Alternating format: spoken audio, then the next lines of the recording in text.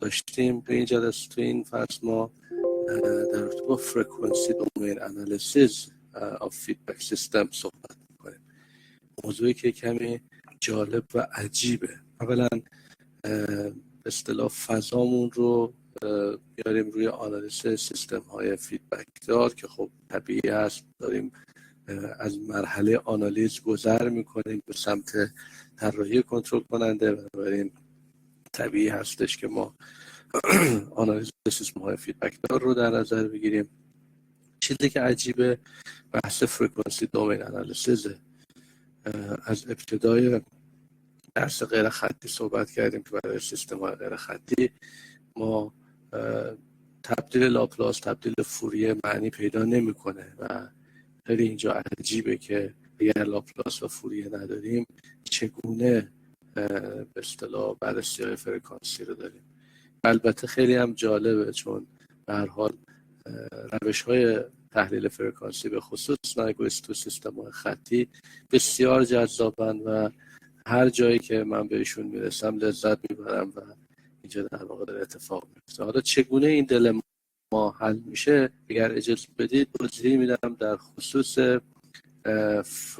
در قالب تعاریفی که بیان میکنیم. این کار قابل انجام. ما تو این فصل دو تا روش اصلی رو میگیم که روش اول در واقع فضای اولی که کار میکنیم در رابطه با پایداری مطلق یا absolute stability صحبت میشه و فضای دوم در واقع ضوابط توصیفی هست که به صورت مفصل بحث آنالیز و در واقع تعیین لیمیت سایکل رو به دست میاره. توی این فضا بیشتر رو لیمیت سایکل صحبت میکنیم، توی اینجا در واقع روی پایداری سیستم های دارای فیدبک، ولی به واسطه اینکه هر دو از روش های فرکانسی به خصوص نایکویست بهره میبرن اینها رو در قالب یک فصل بیان میکنیم.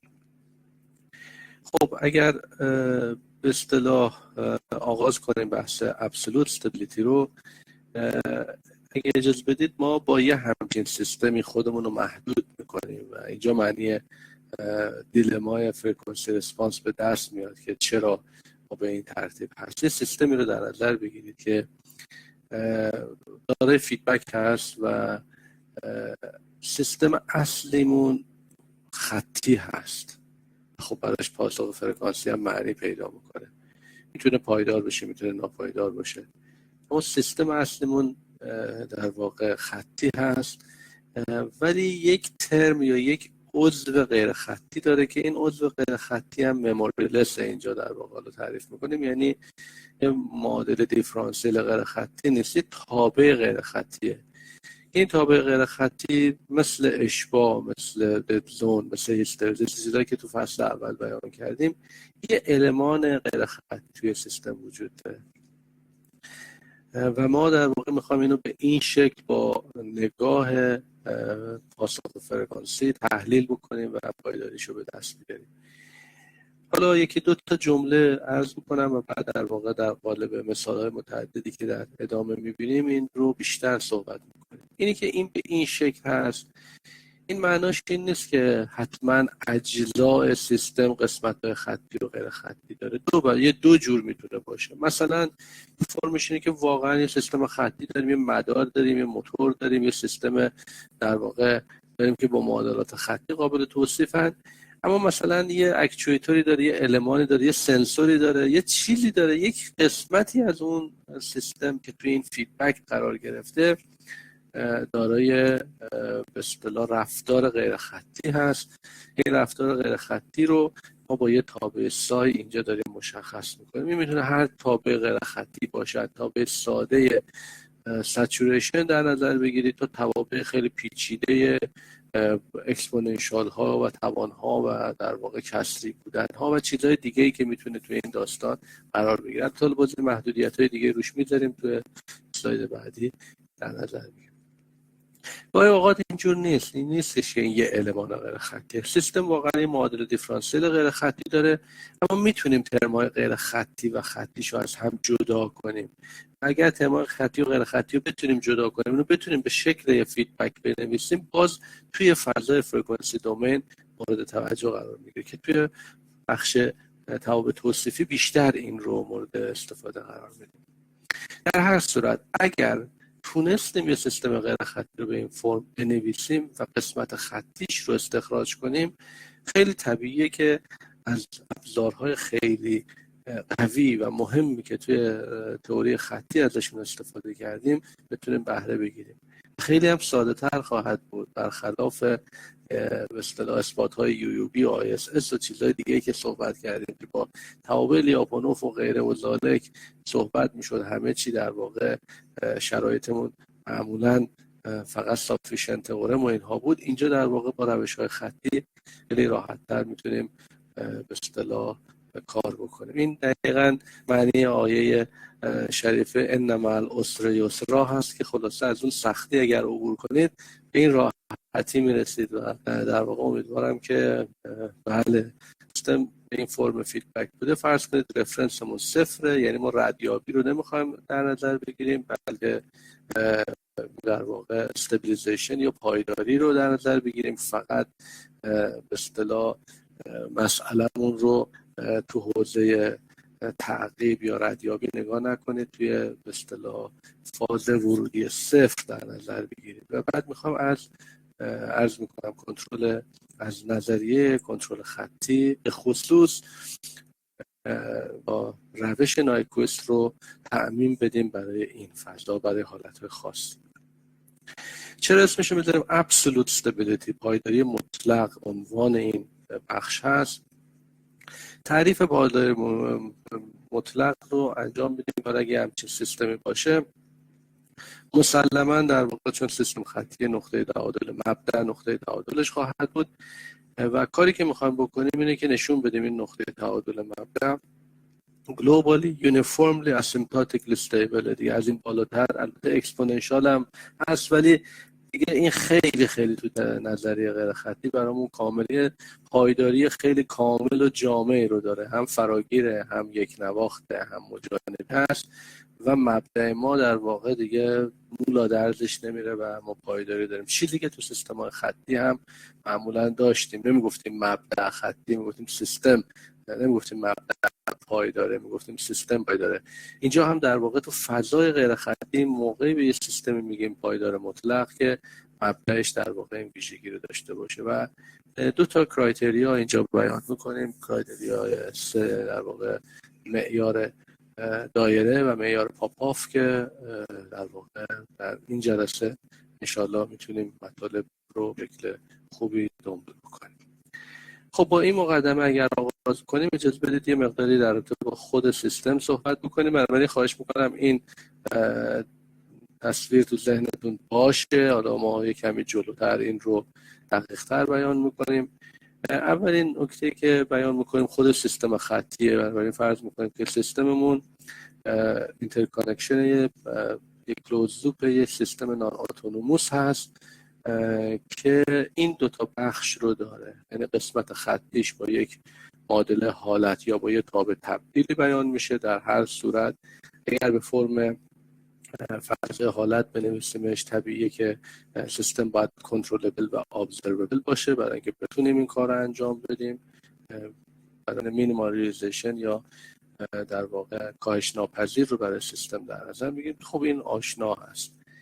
اما بخش غیر خطیمون چجور هست؟ یه تابع غیر خطی بین تی و وای هست. اگه برگردیم اینجا نگاه کنید بخش خطی و غیر خطی، چون این هم صفر شده در واقع عملا وای میاد وارد این میشه، این تابع و یو رو میسازه، حالا منهای یو رو میسازه.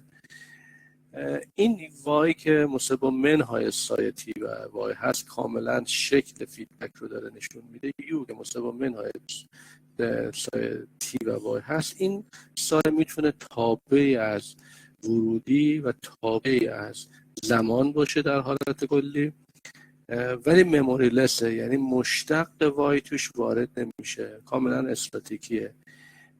اما میتونه تابع زمان هم باشه، تایم وارینگ باشه.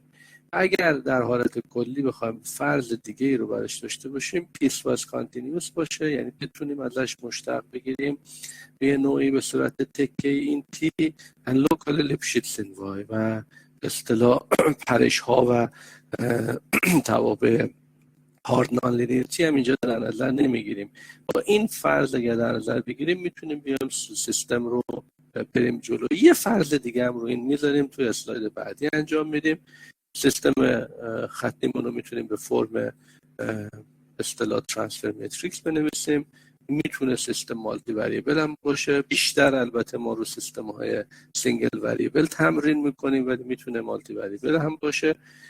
و نان لینیریتی مون هم به اصطلاح به گونه‌ای باید باشه که وقتی اینجوری بنویسیم اوریجین مبدا در واقع نقطه تعادل ما حفظ بشه، و اگه احیانا مبدا نبود به خاطر وجود این نامعینی تغییر مختصاتی میدیم که خلاصه مثل قبل مبدامون نقطه تعادل اصلیمون باشه.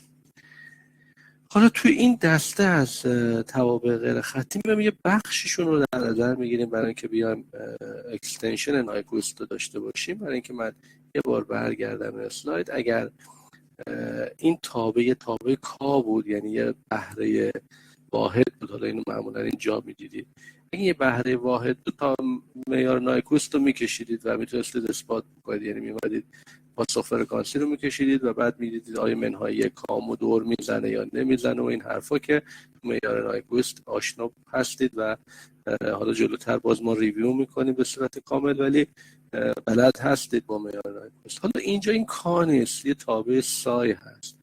برای اینکه اینو بیام اکستند بکنیم میام از قضیه لور پرابلم به یه بخشی از این ابسولوت استابیلیتی به لور پرابلم مشهوره که میاد برای توابعی که سکتور تایپ نان لینیریتی هستن صحبت میکنه. یعنی تابع میتونه غیر خطی با این ویژگی ها باشه اما سکتوره، یعنی توی یه بازه تعریف میشه. یعنی چی سکتور هست؟ هم لور رو اجازه بدید تعریف بکنیم، هم سکتور رو. سکتور تایپ دفینیشن ما میایم به این شکل تعریف میکنیم. برای حالت مالتی وریبل هم هست، این کاوا بزرگ گرفتیم، حالت جامعش رو تعریف میکنیم و این شکلی که اینجا ملاحظه میکنید در واقع حالت سینگل وریبل و شکل عمومی این معادله رو به ما در واقع نشون میده. سکتور تایپ نان لینیریتی میگه فرض کنید تابع H، حالا این تعریف ریاضی و دقیقشه، که از صفر و وای، یعنی از ورودی که تابع ورودی داره، صفر رو بی نهایت در RP، صفر رو بی نهایت یعنی ورودی میتونه تابع زمان باشه، تابع وایمون متغیر RP میتونه در واقع چند متغیره باشه. یه تابع چند ورودی به چند خروجی به اضافه زمان رو در نظر بگیرید که این تابع چند متغیره هست. میگیم belong to a sector. حالا فرض کنید تک متغیره چو برای اینکه داشته باشیم. سکتور یعنی این غیر خطیمون توی یه بازه باقی بمونه. این الان سکتور K1 و K2 نگاه کنید. K1 مثلا شیب فرض بکنید 30 درجه، K2 شیب 90 70 درجه 80 درجه. این تابع غیر خطیه، تابع هست و یعنی در هر نقطه یه دونه خروجی بهمون میده کاملا، اما غیر خطیه، اما تو سکتور هم باقی مونده، یعنی از مبدا عبور میکنه مسلما.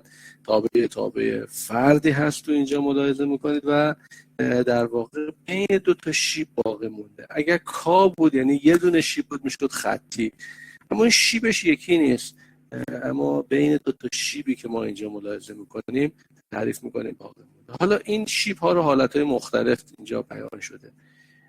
گفته این شیب میتونه بین صفر و بی نهایت باشه.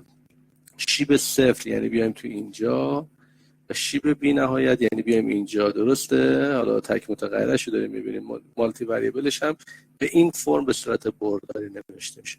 میگه هر یو و تی رو در نظر بگیرید، یو ترانسپوز اچ ضرب بکنید مثبته، بنابراین این تابع توی فاز یو در اچ ضرب بکنید یا در واقع تو کوادرانت 1 هست یا تو کوادرانت 4 که یو ترانسپوز ضرب در اچ استریکتلی پوزیتیو هست، در واقع نه استریکتلی مثبت یا صفر خواهد بود. بنابراین این میتونه این شیب رو هم داشته باشه، یه جاهای ممکنه شیبش صفر باشه، یه جاهای ممکنه شیبش بی‌نهایت باشه، اما شیب منفی نداره.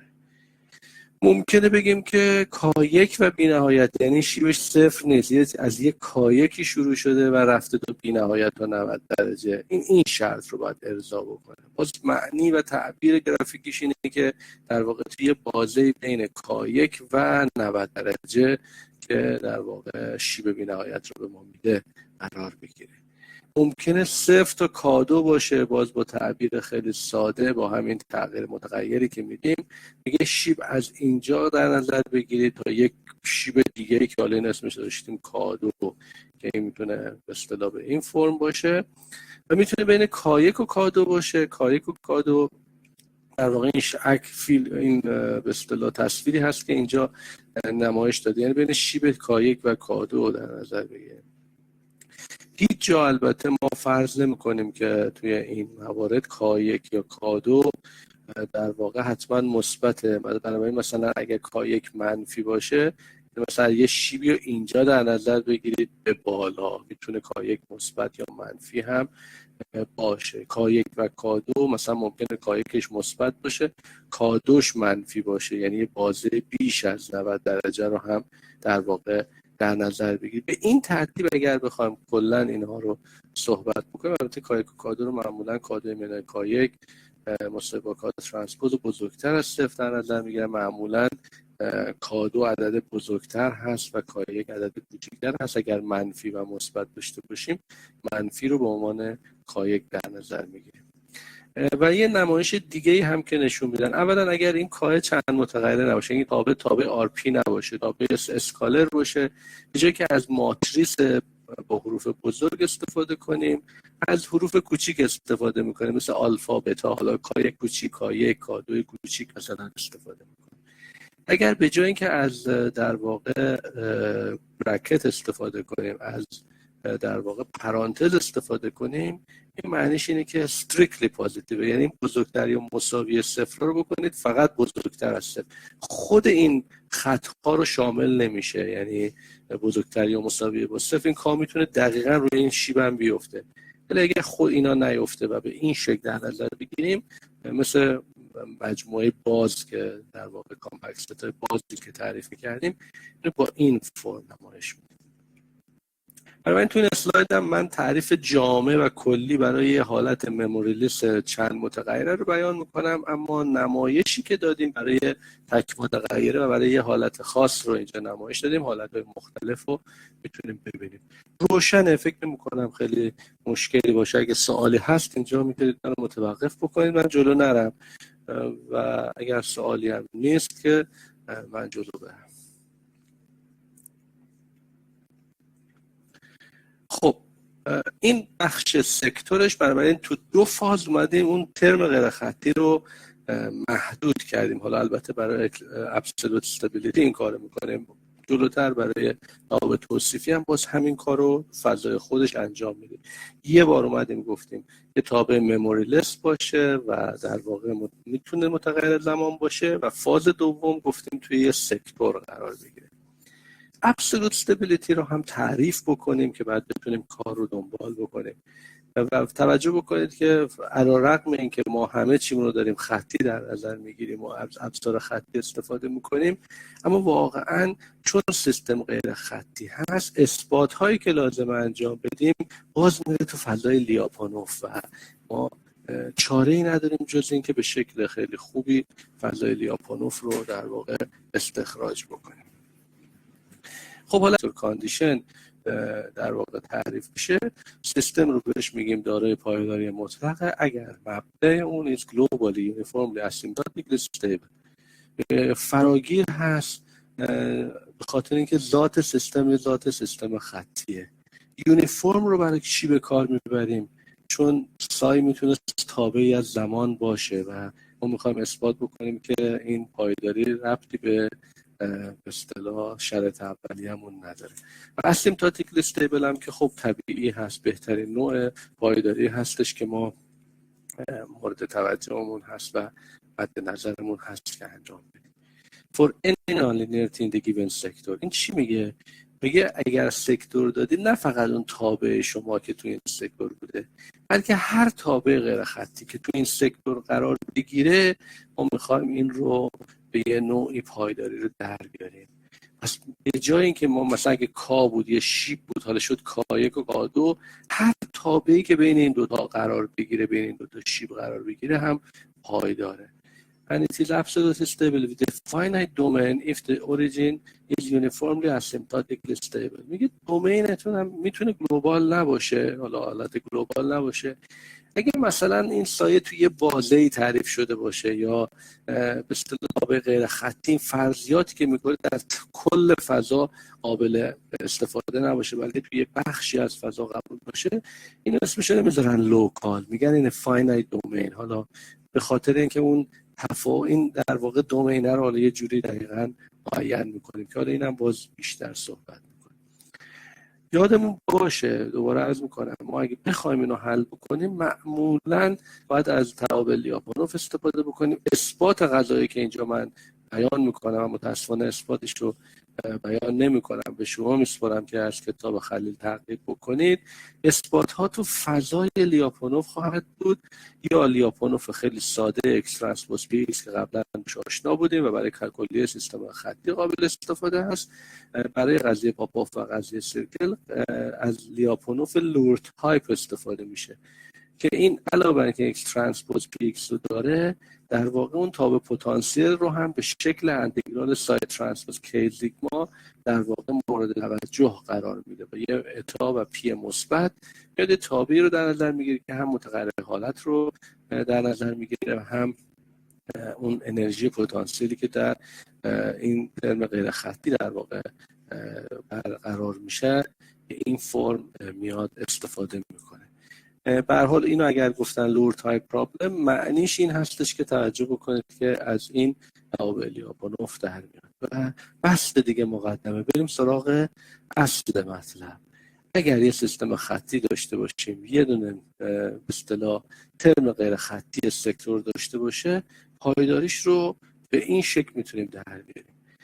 دو تا قضیه من اینجا میگم، قضیه مالتی وریبل و قضیه سینگل وریبل که قضیه سیرکله، اما بیشتر تاکیدمون رو سیرکل هست. مالتی وریبل هم میگیم که در واقع توجه بکنید اگر حالت چند بعدی شد پنیک نشید، کاملا مشابه این انجام میشه. قضیه مالتی وریبل به این شکل هست. از این بابت اول مالتی وریبل رو میگم سینگل وریبل رو، چون میخوام با سینگل وریبل ادامه بدم، ولی توجه بکنید که مالتی وریبلتون وجود داره. میگه یه سیستم مالتی وریبلی که توی معادلات هفته 1 تا هفته 3 معادلات اولی که دادیم تعریف شده باشه، یعنی سیستم خودش خطی باشه و سایش هم مالتی وریبل ولی سکتور تایپ باشه، is absolutely stable، میگه کاملا صورت پایداری مطلق داره.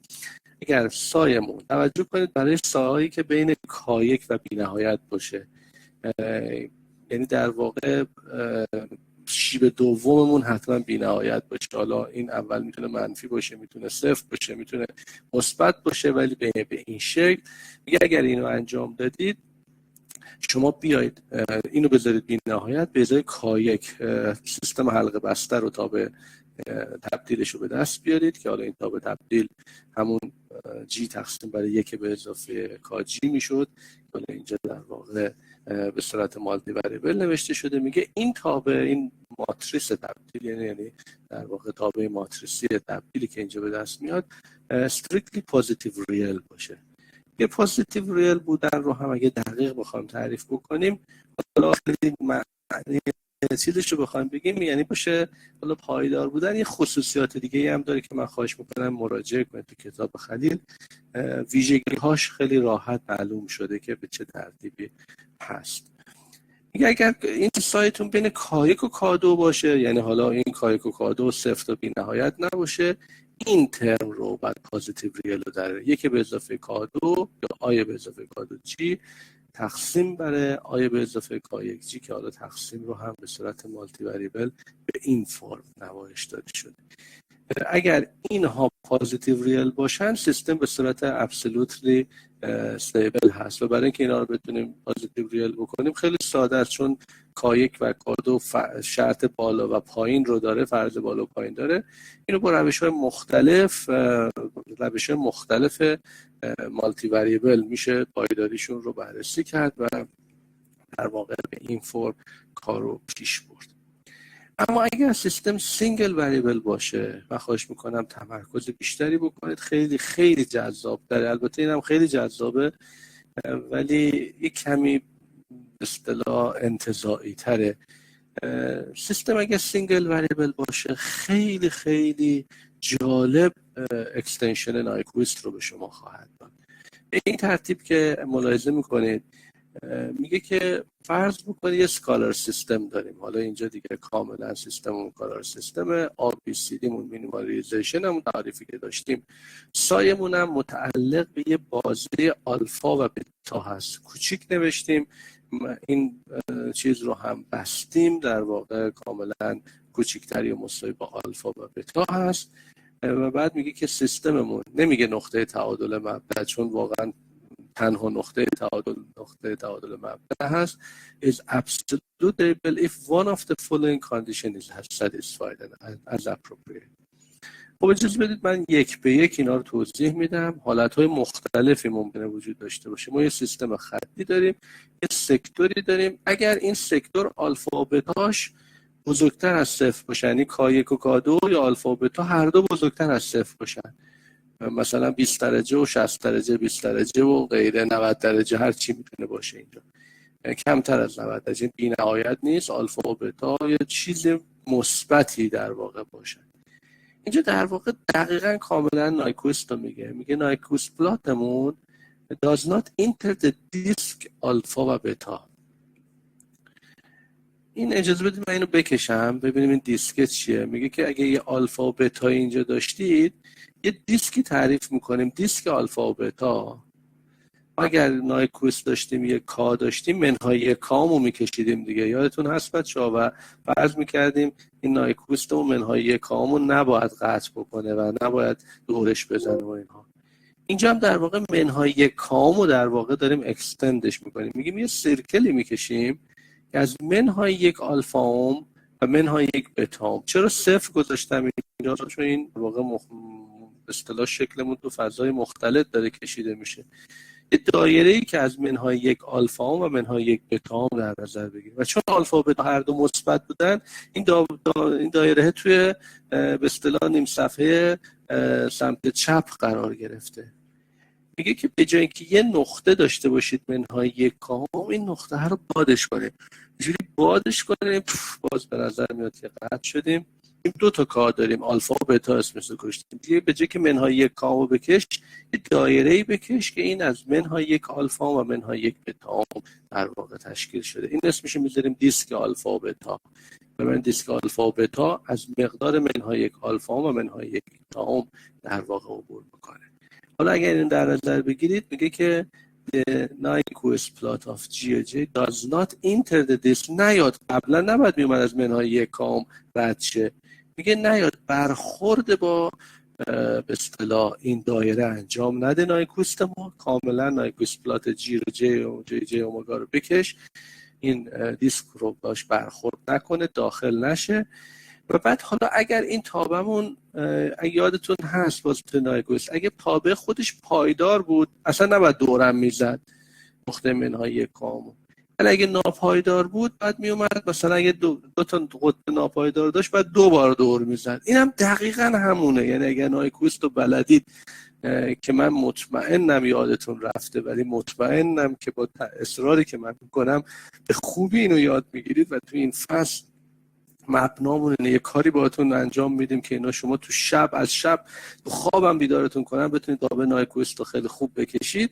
کاری که تو کنترل خطی ما انجام میدیم تو درس کنترل خطی، اینجا هم در واقع باید استفاده بکنیم ازش.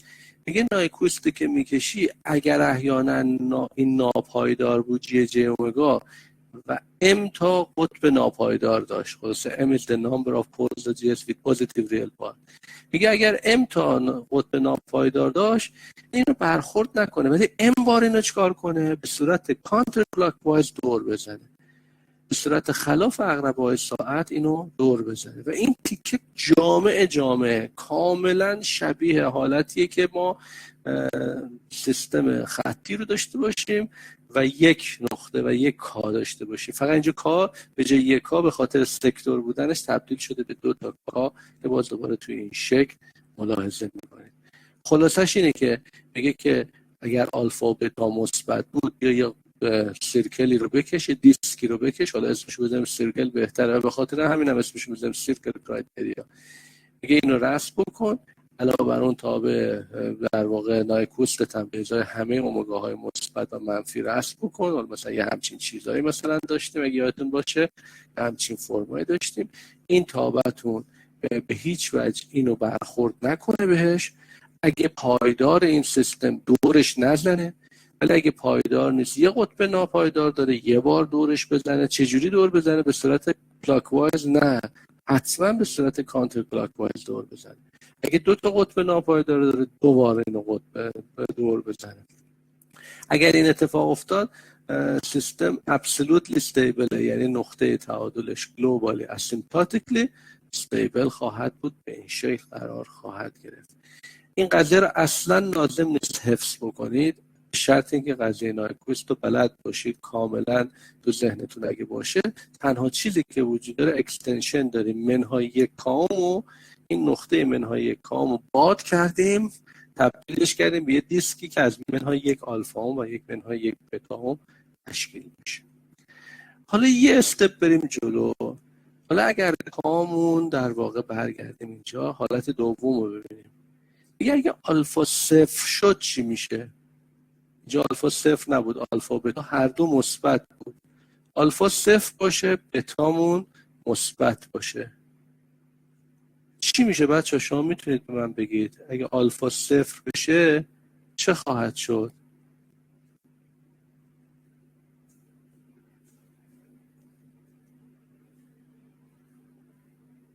در واقع اون محدودمون تا منهای بی‌نهایت میشه. وقتی میره منهای بی‌نهایت این دایره چی میشه؟ دایره‌ای داریم که اینجاش منهای یک بتامه، اینجاش رفته تو بی‌نهایت، میشه یه صفحه، نیم صفحه. یه نیم صفحه میشه نیم صفحه. خب مسلما وقتی شد نیم صفحه دیگه نمیتونه نیم صفحه رو دور بزنه، چون اینجا رفته تو بی‌نهایت. این همینه دقیقاً. اگر نگاه کنید تو قضیه میگه اگر این یکی صفر شد، Nyquist plotمون lies to the right of the vertical line defined by real S منهای یک بتام. یعنی شما به جای اینکه یه دایره داشته باشی یا سیرکل داشته باشی، این سیرکل تبدیل شد به یه نیم صفحه. نیم صفحه یه خطیه که ریلش منهای یک بتام همون دایره هست، فقط توجه کنید یه بخشش رفته توی بی‌نهایت. و دیگه اینجا بحث بار دور زدن اینا نداریم. اگه سیستم ناپایدار بود قطعا اگر اینجا به این فرم شد به اصطلاح نمیتونه چون دور بزنه، سیستم ابسولوت استابیلیتیشو از دست داد. حالتی که با آ مثبت باشه ممکنه حالتی رو پیدا کنیم که بتونه دور بزنه، چون این دایره کوچیکه. اما اگه نشد نمیتونه دور بزنه و به این ترتیب اگه یکی صفر شد، آلفا صفر شد، نمیتونه دور بزنه. حالا فرض بکنید آلفا صفر نیست، منفی شد. دوباره اینجا نگاه کنید، این آلفا اینجا شد صفر، حالا منفی شد. به من کمک میدید چی میشه؟ تو بی‌نهایت فضا به هم چسبیده، این از این حالت از اینجا میپره میاد اینور، منفی شد میاد اینجا. منهای یک آلفا هم چی میشه؟ مثبت میشه. یعنی این دایره به جای که اینجوری باشه دایره باز میشه، از اون ور باز میشه.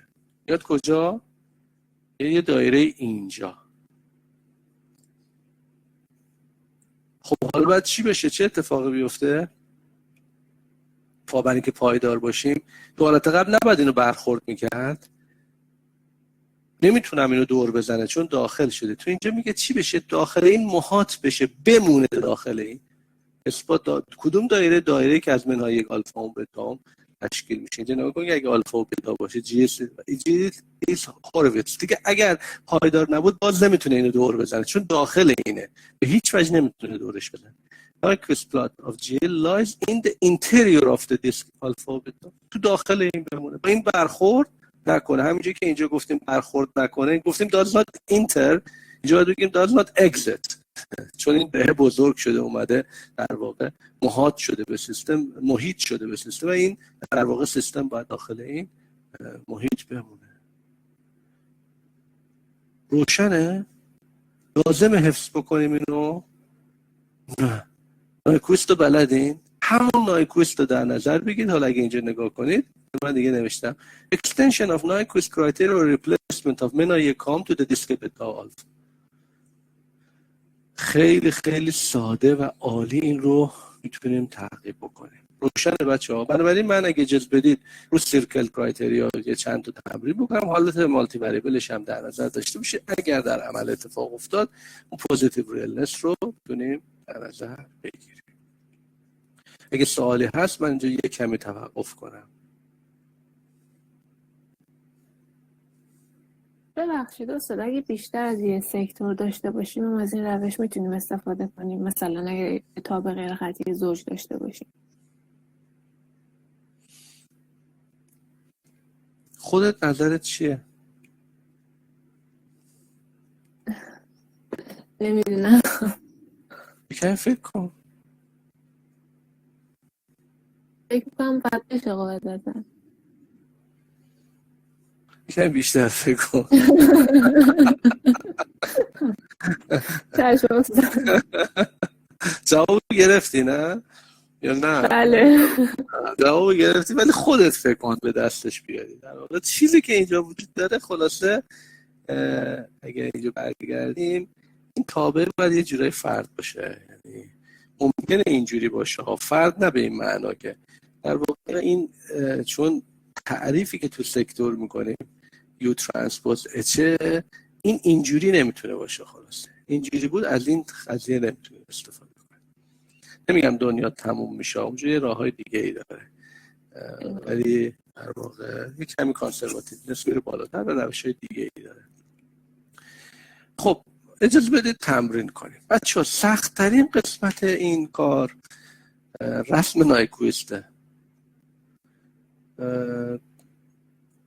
هیچ کدوم از شما با من درس خط نگذروندن فکر نمی کنم. حتی زهرا هم درس خطی رو با من نگذرونده، درسته؟ نه استاد. و بقیه بچه هم همینجور. از بچه های حسن آقا هم هست امروز خطی بیان میکنیم. خیلی خیلی ساده میشه این نایکویست رسمی. البته الان ما مطلب دستتونه و امتحان هم که همیشه مطلب بازه چون دیگه امتحانات در واقع مجازی شده. خیلی برای رسم نایکویست براتون سخت نیست. البته باز میشه یه تابعی داد که مطلب هم در توانش نباشه رسم بکنه، جایی که توابع ما روی مبدأ در واقع روی محور جیومگاه نقطه های چیز داشته باشه. اما خواهش میکنم اون ریمایند بکنید ما هم تو این بخش هم تو بخش بعدی رسم نایکویست برامون یک استه. روشی که من پیشنهاد میکنم میگم که بودی رو اول رسم بکنید. از روی بودی به راحتی میتونید نایکویست رو رسم بکنید و برای رسم بودی قطبا رو هر کدومو خیلی راحت در واقع هر یک قطب درجه یک رو SDB در واقع بهش شکست میدیم و 90 درجه به اصطلاح فاز منفی بهش میدیم. برای صفر را برعکس این، برای قطبای ناپایدار فاز مثبت میدیم.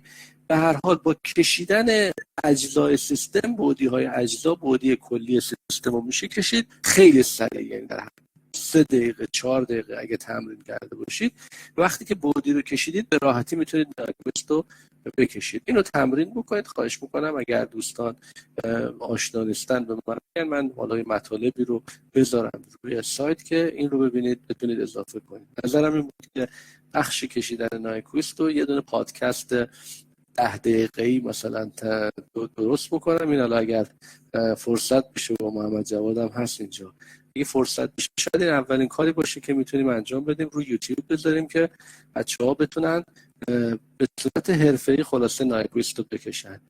تقریبا میشه گفت تو درسی نیست که من توی ارشد بگم چه کنترل مقاوم، چه کنترل غیر خطی، چه روشایی که تو روباتیک که صحبت میکنیم، بحث‌های دیجیتالی که مطرح میشه، جایی نیستش که ما به نایکویست به اصطلاح اشاره نکنیم و استفاده نکنیم، به واسطه اینکه بسیار بسیار مفهوم جالب و مفصلی رو داره که ما ازش میتونیم خیلی بهره بشیم. به هر حال با این مقدمه من میام یه سیستمی رو میدم و میخوام ببینم که حالا این سیستم یه سیستم درجه 3 و خب چون سیستم درجه 3 یه قطب در واقع می‌بینید یک تام داره، یک تام اس، یک اس. اینا خیلی ساده میشه در واقع نایکوستش رو کشید. نایکوستش یه تابع درجه 3 خیلی راحت شما میدونید اینجوریه و بعدا بر بزنید به شکل کلی به این فرم حالت قلب شکلی رو شما خواهد. این ضریب 4 هم اگه بدیم در واقع در اس مساوی با 0 مقدارش مساوی با 4 و در واقع اینجا این منهای 1/4 اینجا این عددی که هست که اینجا هست. من کم تصحیح میکنم، کمی خوب نوشته نشده. البته تصحیح کردم، این رو دوباره بارگذاری میکنم. مطابق معمول شما نسخه نهایی رو سعی بکنید در پایان اتمام درس در واقع به دست بیارید و استفاده کنید. به هر حال نایکوست رو رسم میکنیم. سوال اینه که برای چه سکتور نانلینیریتی آلفا و بتا سیستم پایداره؟ این سوال اولمه. کارو چند بگیریم؟ آلفا رو بین چند و چند بگیریم که در نظر بگیریم. خب وقتی یه همچین حالتی داریم، حالتهای مختلفی رو میتونیم در نظر بگیریم. برای یه نایکویست داریم، ممکنه یه دایره ای رو بکشیم که این دایره در واقع محیط بشه به این و این نایکوستمون در واقع محاط باشه در اون، در داخل اون دایره محیط بشه. من اینجا اومدم اولین کار این کردم، چون وقتی اینو میکشیم این خیلی به نظر طبیعی میاد. مثلا یه دایره بزرگتری رو میتونیم محاط بکنیم، این دایره که از 4 منهای 4 عبور کرده، بنابراین این 1/4 در واقع منهای 4 و 4 در نظر میگیرید، یعنی منهای 1/4 و به اضافه 1/4 رو در نظر میگیرید و این در واقع عملا دیسکتون میشه 25 صدم و منهای 25 صدم. این اون چویسیه که توی دیسکتون میتونه داشته باشه. اما این دایره خیلی محاطه، این یه مقدار خوب نیست. این هنوز این سکتور نانلینیریتیمون میتونه کوچیک‌تر از این بشه. اینو برای اینکه کوچیک‌ترش بکنیم میتونیم یه دایره رو دقیقاً تا اونجایی که میتونیم به این چیکار کنیم؟ محاط کنیم. حالا البته به این شکلی حالت بیزیگون داره. دایره‌ای که خیلی من دیگه حالا دستی با این نزدیک کردم، یه دایره‌ای که به اصطلاح از نقطه 4.14 یک کمی اینجا جلوتر و 1.4 منهای 1.14 در واقع عبور کرده. این علامت‌های منها به خاطر که منهای 1 آلفا و منهای 1 بتا در واقع به این در نظر میگیریم که این میشه در واقع سکتوری که به شما میده از منهای 27 صدم تا به اضافه 714. یعنی اگر خود آلفا رو در نظر بگیرید، اینجا میگم منهای 25 صدم تا 25 صدم، اینجا منهای 25 صدمش یک کمی کم شده ولی به اضافه 25 صدمش شده 7 دهم. این بازه بزرگتری رو کاملا به شما میتونه بده و این شاید بازه بزرگتری. آیا این بهترین بازه است یا نه؟ چه حالت دیگه میتونیم داشته باشیم؟ ما میتونیم در واقع بنابراین این بازه این قسمت منفی رو داره، بنابراین خیلی خوبه. میتونیم چیکار کنیم؟ اون حالتی هم در نظر بگیریم که فقط مثبت بود، یعنی خط بود. برای اینکه خط رو در نظر بگیریم، حالت بعد رو در نظر بگیرید، به جای اینکه دایره محاط بکنیم و حرفای قبلی میام یه خطی رو به این چیکار میکنم تا اونجایی که میشه مماس میکنیم. باز اگه اینو دقیق رسم بکنید میشه دید تا منهای 875 میتونیم اینو پیش بریم. یعنی بازه ما بین 0 تا 1 تقسیم بر 0.870 و این 1 آلفا آمونه که اینجا در واقع به دست میاد بین 0 تا 1.1. یعنی ما یه بازه بین 0 و 1 یعنی 45 درجه، یک کمی بیشتر از 45 درجه توی بازه بین 0 تا بیش از 45 درجه میتونیم داشته باشیم. حالت قبلی اینجا میگفتش که منهای 25 صدم تا به اضافه 25 صدم که خیلی کمتر از 45 درجه بود، اینجا در واقع میگه منهای 25 صدم تا 7 دهم، باز این هم کمتر از 45 درجه است اما بازه بزرگتر از این بود. اینجا در واقع میاد میگه که اگر شما اینو 0 بگیرید، یعنی از بازه کاتون از 0 باشه تا 1.1 تا مثلا تقریبا زاویه بیش از 45 درجه، حدود 50 چند درجه، این قابل اثبات هست و در میاد. این یعنی چی؟ اگه بخوایم فیزیکی نگاه کنیم، اینجا ما داریم بازه‌های مختلف رو دیدیم. تو مثال بعد میام بگیم که فرض کن سچوریشن داشته باشیم، همون سیستم باشه با سچوریشن. چه جالب، حالا اولین المان غیر خطی رو وارد کردیم. سچوریشن های سکتوره؟ نه سکتور نیست سچوریشن. ولی ما میتونیم به صورت کانسرواتیو با محافظه‌کاری اینو با یه سکتوری که من اینجا کشیدم چیکار کنیم؟ تقریب بزنیم. یه تابع سچوریشن درسته اینجا اینجوری نمیشه، غیر خطی نمیشه، خیلی نسبتا خطیه ولی یه جایش غیر خطی شد. میگه که این تابع سچوریشن رو ما میتونیم به این شکل بگیریم که بین یه سکتوری بین صفر، حالا اگه سچوریشن در نظر بگیریم کاملا با شیب واحد، بین 0 و 1 تابع سچوریشن ما بین 0 و 1، یعنی توی سکتور 0 و 1 برقرار میشه. آیا این سیستم با یه دونه تابع سکتور تایپ بین 0 و 1 پایدار بود؟ بله پایدار بود. ما اینجا نشون دادیم که بین 0 و 1 و 1 اگه باشه این سیستم گلوبالی، یعنی نقطه تعادلش گلوبالی اسیمپتوتیک استیبل یا ابسولوتلی استیبل داریم. بنابراین این سیستم رو اگر با سچوریشن ببندین سیستم پایداره. و شما میتونید اینو تست بکنید، میتونید ببینید. البته اگر یک کمی این عدد رو تغییر بدید، شیب رو تغییر بدید، خلاصه اگه اینو بزرگترش کنید، اینجا نگاه کنید، اگه اینو شیب رو بزرگترش بکنید یکم بیاد این ورتر، این خطه یکم بیاد این ورتر، این اندازه ممکنه عبور کنه. اگر از منهای 1 عبور کنه این شیب در واقع کمتر از منهای 1 میشه. این 8 اگه مثلا بشه 1 و 1/10 یک کمی اینو بادش کنید که این یکم بزرگتر بشه، این محدوده پایداری شما کوچیک‌تر میشه. همون چیزی که ما با گین مارجین و فیز مارجین و توی فضای نایکویست میدیدیم اینجا به شکل دیگری در فضای در واقع ابسولوت استابیلیتی این رو خواهیم دید. بنابراین توجه کنید، مثال خیلی مثال جالبیه، نشون میده که واقعا این سیرکل کرایتریا به اصطلاح باز هم قطع شده نیستش که اگر این بود اون یکی نیست. طبیعیه توی فضای غیر خطی فقط سافیشنته. یعنی میگه اگه این شرط رو داشت توی این دیسکو برخورد نکرد، بنابراین با این سکتور پایداره. اما این معنیش نیست که این بهترین سکتوره. شما به خاطر درجه کنسرواتیونسی که اینجا داره هرچی اینو بزرگ، حالا من این دایره اینجا کشیدم، مثلا شما فرض بکنید که یه دایره خیلی بزرگتر بکشه، هرچی این دایره رو بزرگتر بکنید اون سکتوری که پایداریش داره به دست میاد کوچیک‌تر میشه، چون معکوس اینه دیگه. متوجه میشین منهای 1 آلفا هم.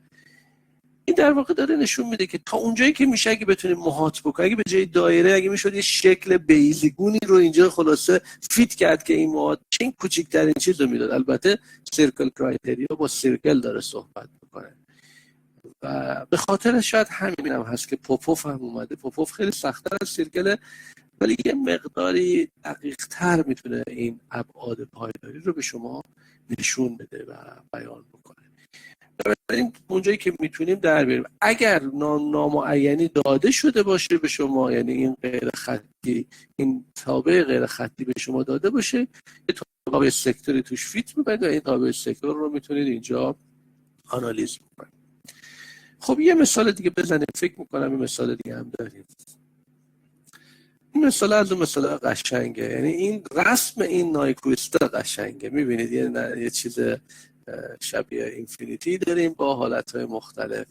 اینجا من یه نایکویستی کشیدم که هورویتز نیست، یه سیستمی دارم که ناپایداره، یه قطب ناپایدار داره و خیلی قشنگتر میشد اگه یه صفر پایدارم اینجا میذاشتم و یه کارایی میکردیم، خلاصا خیلی جذابتر میشد.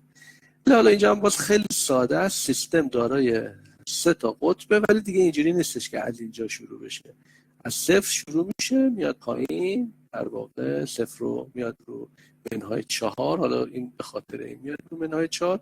چرا منهای 4؟ چون اگه اس بذارید 0 ملاحظه میکنید که مقدارش میشه منهای 4، این به خاطر این علامت منفی هستش که اینجا وجود داره. اگه این منهای اس به اضافه 1 بود این شکل برمیگشت فلیپ میکرد میومد این و در واقع اینجوری میشد.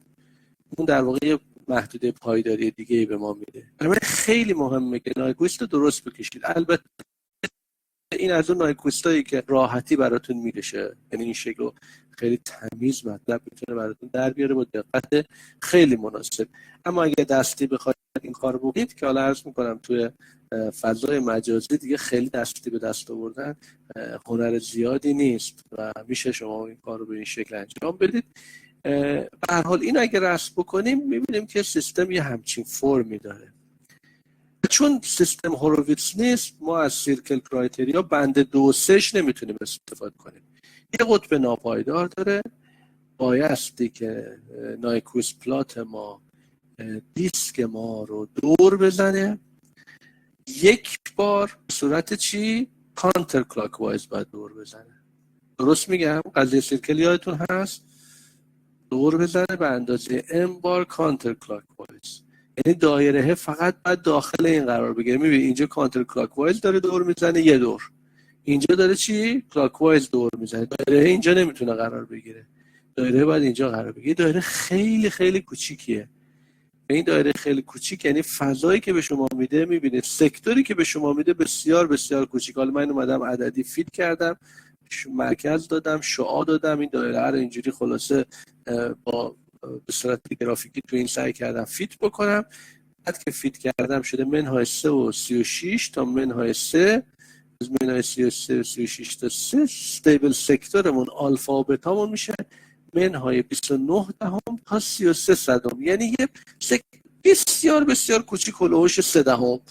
یعنی کار اگه 3 دهم بدید تقریبا این سیستم پایداره. یک کمی کار بزرگتر و کوچیکتر کنید سیستم ناپایدار میشه. بازم خیلی جالبه که ما یه ریجن خیلی کوچیکی میتونیم اینجا پیدا بکنیم که این اتفاق براش بیفته. هیچ ابراز شعفی تو شما نمیبینم، هیچ ابراز نارضایتی هم نمیبینم. هیچ یه صفر پایدار داره، یه قطب ناپایدار. بنابراین مجددا باید نایکویست رو رسم بکنیم و این نایکویست در واقع دایره رو باید یک بار به صورت کانتر کلاک وایز دور بزنه. بنابراین یه دایره خواهد بود داخل این نایکویست. اگر این دایره رو رسم بکنید، اگر نایکویست رو به دست بیارید، این دایره هم به دست بیارید، به نظر میاد که بالاخره در واقع اینجا شعاعش میشه منهای نیم و یه منهای 1.45 صدم که خود سکتور پارامتر سکتورمون اینه تقریبا 7 دهم و 1.8 دهم، یعنی اینجوری تبدیل میشه. و اینجا من یه چیز دیگه اینجا اضافه بکنم. این در واقع به شما میگه که هر اصطلاح تابع غیر خطی که تو این بازه باشه سیستم پایدار میکنه. سچوریشن تو این بازه نیست چون اینجا میره بیرون، بنابراین به صورت گلوبال نخواهد بود، ولی سچوریشن به صورت لوکال میتونه باشه. دیگه اگه تامنه ورودی ها مثلا کوچیک‌تر از فرض کنید 2 باشه یا 1.8 باشه، حالا اینجا مقداری که به دست میاد، این در واقع باز پایداره. سیستم با سچوریشن که تو سیستم 0 و 1 هست، گلوبالی اسیمپتوتیک سیستم استیبل نیست، ولی ابسولوتلی استیبل این فاینایت دومین هست. یعنی اگر ما دامنه ها رو کوچیک بکنیم سیستم پایدار خواهد بود، بتونیم شرایطی رو ایجاد بکنیم که ورودی از یه حدی بیشتر نشه. اینجا این حالت گلوبال رو هم در واقع میتونیم به دست بیاریم. من فکر کنم با این مثال بحث مثال سیرکلمون تموم شد و تقریبا بحث مربوط به اون چیز اصلی که من میخواستم بیان بکنم در واقع تو این فصل بیان شد. حالا اگر اجازه بدید مقدار کمی که وقت باقی مونده قضیه پوپوف رو کلیاتش رو مطرح بکنیم و جلسه آینده مقداری یه مثال تکمیلی بزنیم و انشالله بحث بعدی رو باز بکنیم. پوپوف کرایتریا کاری میکنه، البته بهتر بگیم پاپاف نه پوپوف. پوپوف خیلی فارسی اسم این بنده خود پاپاف خلاصه اگر بخوایم دقیق بگیم.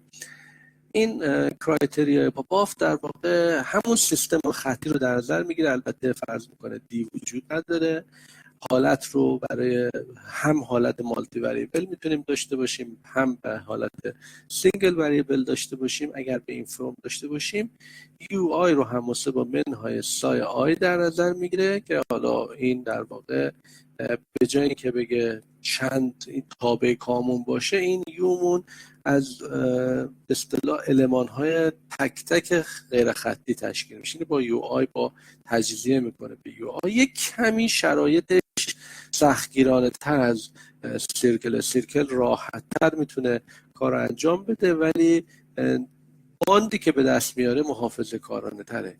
اینجا پوپوف یک کمی شرایطش سختگیرانه تره، توضیح میدم یک کمی جلوتر. دوباره سایمون باز آبی و آیسی ابزرویبل و کنترلبل. سای آمون بیلانگ تو سکتور 0 تا کای آی.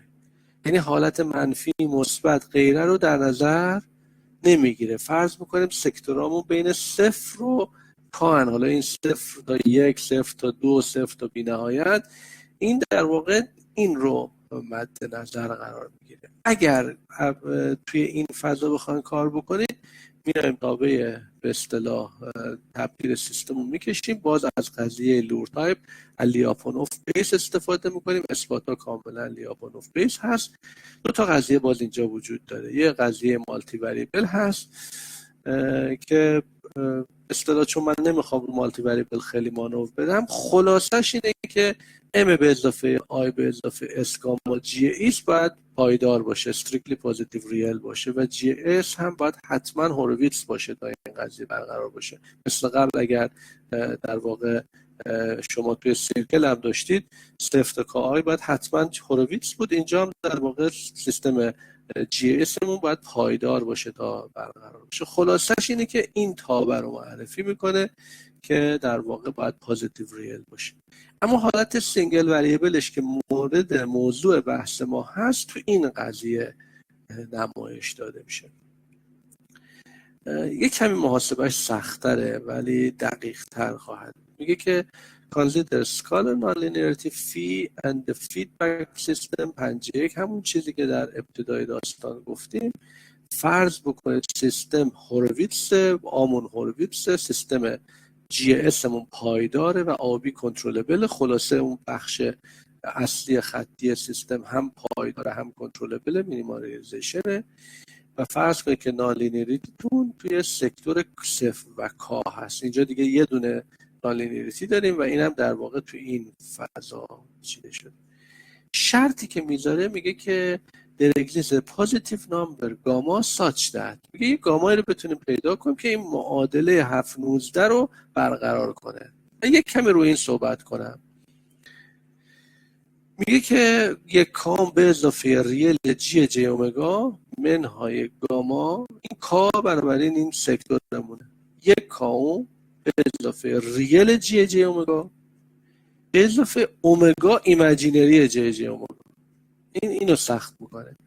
میگه شما نایکویست دیگه خودشو نداری، ریلشو باید جدا داشته باشی، ایمجینریشو جدا. برای نایکویستشو بودیا رو به دست بیار، بکش نایکویستو بکش، اما نایکویستو دیگه نمیتونی با سیرکل راحت کنار هم بذاری.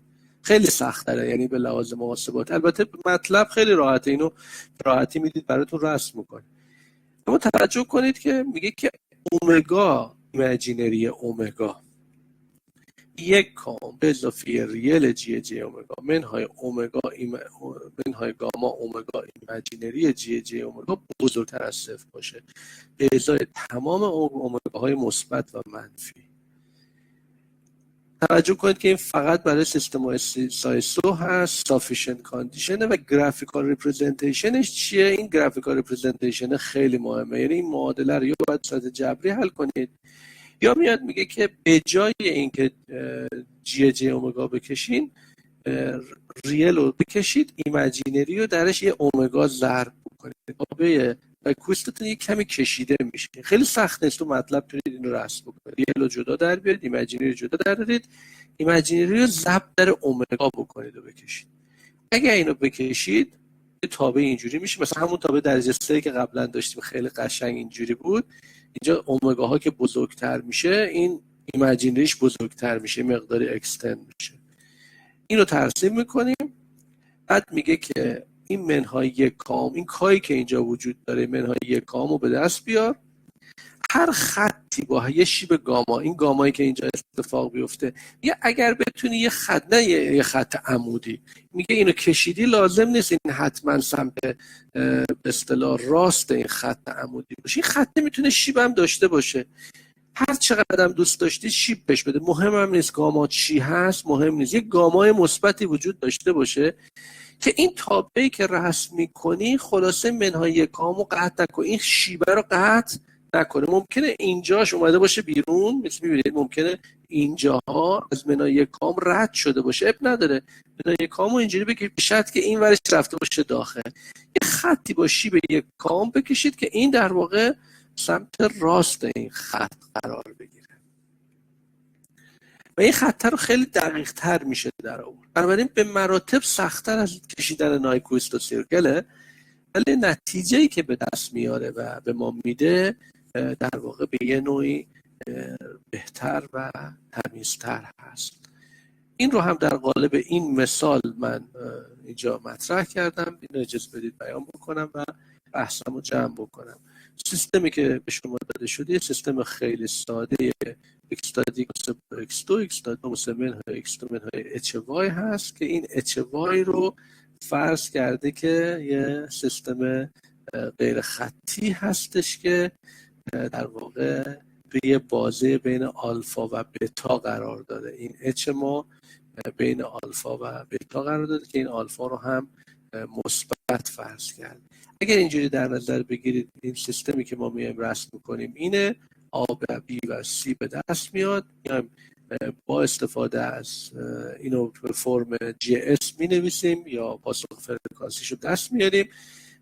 به هر حال این خیلی سخت نیست، توی مطلب جی ایمجینری رو میکشیم هم رسم میکنیم. اگر رسم بکنیم همچین چیزی خواهد شد و به اصطلاح اون شیبی که ما میخوایم اینجا داشته باشیم در واقع میتونیم به دست بیاریم که در واقع تابمون به ازای گامای بزرگتر از یک میتونه این کاملا سمت راست این شیب قرار میگیره و برای تمام پوزیتیو ولیوی آلفا و کا این معادله در واقع ساتیسفای میشه.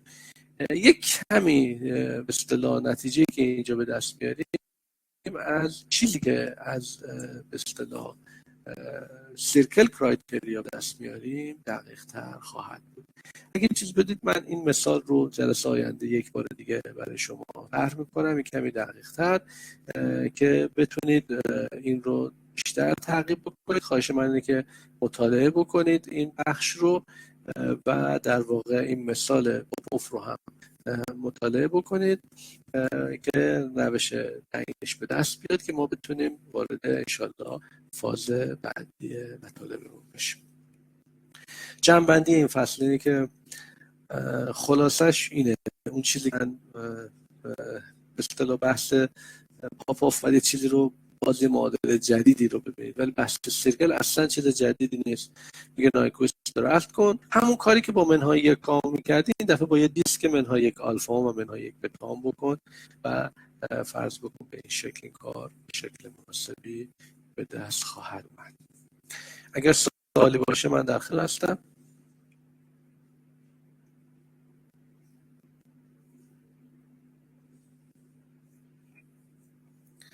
خب من